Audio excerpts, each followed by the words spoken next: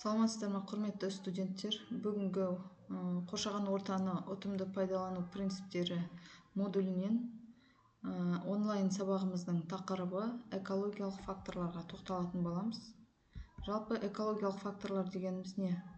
Бұл біздің пәнімізге, біздің мамандығымызға тікелей қатысы бар пәндердің қатарында болғаннан кейін экологиялық факторларды міндетті түрде білуіміз керек.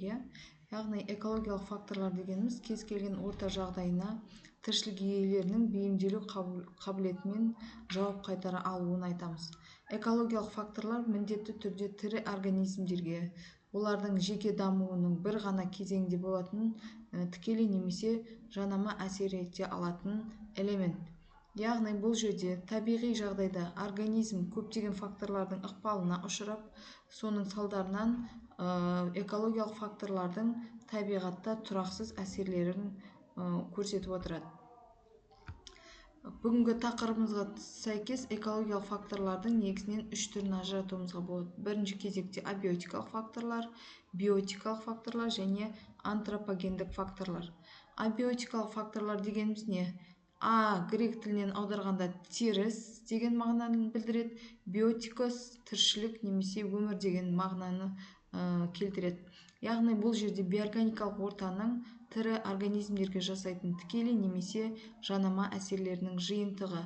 Оның өзі сыртқы ортаның биорганикалық, физикалық және химиялық жағдайлары болып қарастырылады. Бірінші физикалық, абиотикалық факторларға тоқталатын болсақ, оған сыртқы орта температурасын жатқызамыз, жарықты жатқызамыз, желді, ылғалдылық және де атмосфераның қысымы мен радиациялық деңгейлер, радиоактивті сәулелердің шығару мөлшері, бұлардың барлығы физикалық, абиотикалық факторларға кіреді. Ал химиялық абиотикалық факторлар дегеніміз бұл жерде атмосфераның ластануы, судың мөлшері және қалдықтар әртүрлі, топырақ, шөгінді құрамы және олардағы қоспалардың мөлшері химиялық абиотикалық факторлардың қатарында. Ал климаттық абиотикалық факторлар дегеніміз бұл жерде күннің радиациясы, атмосфералық жауын-шашын, гидросфералық қысым, осы аталғандардың барлығы бұлар климаттық абиотикалық факторларға кіреді. Бұл жерде өсімдік пен жануарлардың ыстыққа немесе суыққа, ауа қысымына, судың тереңдігіне, химиялық заттардың құрамына қарай бейімделуі керек. Бұл жерде тағы да айта кететіні, кейбір жануарлардың қысқы, жазғы ұйқыға кетуі, тағы басқа жағдайлар климаттық абиотикалық факторлардың негізі бола алады. Абиотикалық факторларға байланысты жер бетінің, ауаның, судың химиялық және физикалық құрамының өзгеруі де тікелей аталған тірі организмдерге, яғни адамзатқа да әсер етіп отырады. Мысал келтіретін болсақ, бізде қарапайым мысалды Арал теңізімен салыстыра аламыз. 20 ғасырда Арал теңізінің тартылуы салдарынан ауада әртүрлі тұздың концентрациясының көбеюі орын ала бастаған.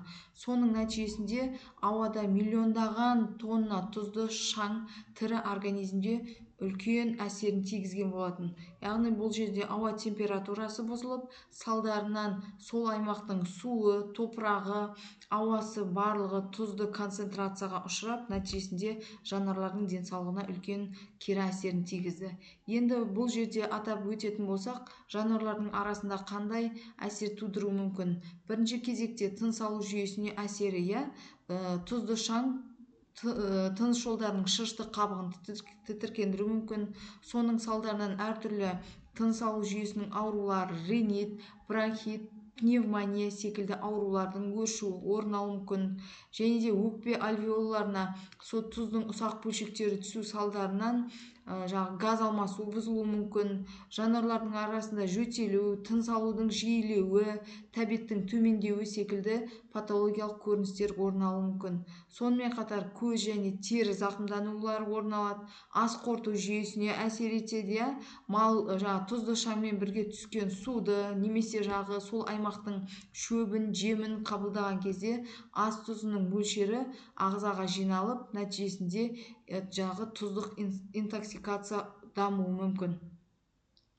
бұл кезеңдерде қандай белгілер байқалады? Бірінші кезекте тұз организмде көп мөлшерге түсетін болса, шөлдеу, сілекейдің шамадан тыс ағуы, құсу, іш өту, кейде құрысу, әлсіздік деген секілді белгілер болуы мүмкін. Сонымен қатар зат алмасу бұзылыстар міндетті түрде болады. Соның салдарынан су-тұз балансы организмде бұзылады да бүйрек пен бауырдың қызметі өз қызметінен тежеле бастайды. Өнімділік пен иммунитетінің төмендеуіне де алып келеді екен. Жалпы айтатын болсақ, малдың салмағын қосуы баяулауы мүмкін, жүн сапасының төмендеуі деген секілді, сүт беру қабілетінің төмендеуі және де иммундық жүйелерінің әлсіреуі салдарынан жануарлардың арасында әртүрлі ауруларға бейімділігі арта бастайды. Бұндай жағдай болмас үшін қандай алдын алу шараларын білуіміз керек? Міндетті түрде мал қораларын желден қорғау, шаң басатын өсімдіктер отырғызу, сол тұзды аймақта көгалдандыру, жасылдандыру деген секілді шараларды орындап отыруымыз керек. Суару және шаң басу жұмыстарын жүргізіп отыруымыз керек. Сонымен қатар сол тұзды аймақтарда мал жай уақытын шектеп отыруымыз керек. Мал азығы мен су құрамындағы тұз мөлшерін тұрақты бақылауға алып, витаминдік, минералдық рациондарды жануарлардың азықтарына тағайындап отыруымыз керек. Келесі бізде биотикалық факторлар. Биос деп өзі аты айтып тұрғандай, тіршілік көзіне әсер ететін биогендік факторлар. Яғни бұл жерде ағзалардың тіршілік әрекетіне байланысты бір-біріне тигізетін сан алуан әсерлерді жатқызуымызға болады. Биотикалық факторлардың абиотикалық факторлардан қандай айырмашылығы болуы мүмкін? Мұнда әр түрге жататын ағзалар бір-біріне өзара және айналадағы ортаға әсерін тигізуі мүмкін. Мысалы айтатын болсақ, жәндіктер өсімдіктер тозаңдандырады. Бұлар бір-бірімен не істеп жатыр? Өзара байланыс жасап жатыр.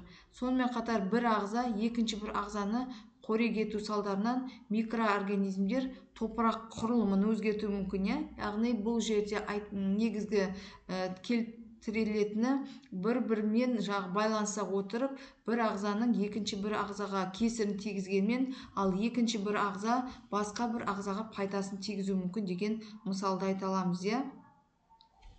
Мысалы, ақбөкендердің жайылымдардағы өсімдіктерге әсері, бұл ақбөкендердің өзара әсері немесе қасқырдың ақбөкенге шабуы деген секілді биотикалық факторлар орын алуы мүмкін екен.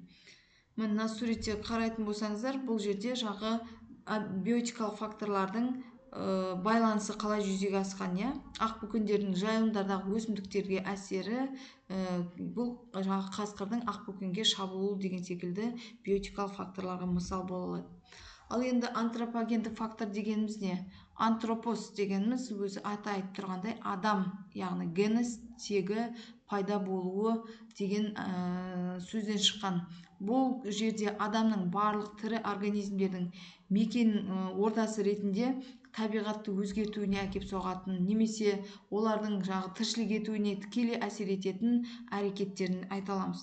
Антропогендік факторға көп жағдайда қоршаған ортаға адамның іс-әрекетінің нәтижесінде атмосфераның немесе өзен-көлдердің, мұхиттың құрамының өзгеруі, сондай-ақ жалпылама айтатын болсақ, адамдардың салдарынан болған әртүрлі зиянды заттардың салдарынан ауаның немесе климаттың ластану жағдайларын мысалға келтіре аламыз.